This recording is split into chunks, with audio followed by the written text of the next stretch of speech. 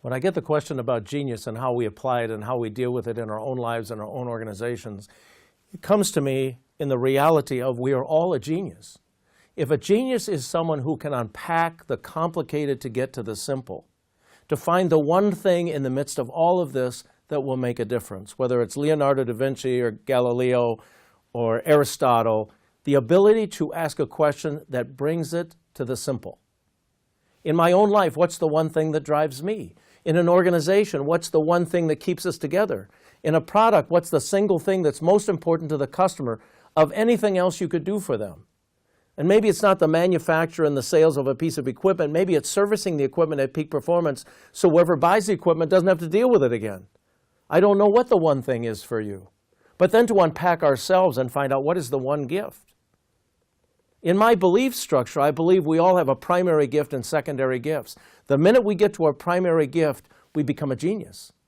Because then we're applying the one thing, the one uniqueness of us to every situation we're involved in. If my ability or my gift, like you, is to enliven people around me at work, then it's not about the productivity I bring to the work, it's enlivening people around work that makes me valuable in what I'm doing. So the genius, unpack to the obvious. The reality of what you are is where we should all begin.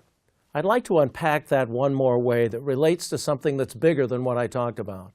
And that is, how do I do this, apply this in my faith life, in my journey to the divine? So in other words, it's the same process. Can I unpack Scripture so that I can take it into my daily life? If I read the Scripture from today and I take a look at what's happening in my day, can I apply something so minutely that it affects the people around me, and so clearly that at the end of the day when I look back and I say, I lived it, I did it. The same approach that would be used as the genius in the marketplace can be used as the believer in the faith space, to unpack Scripture to the obvious and take it into your daily life to affect and enhance relationships with the people around you so they are lifted up.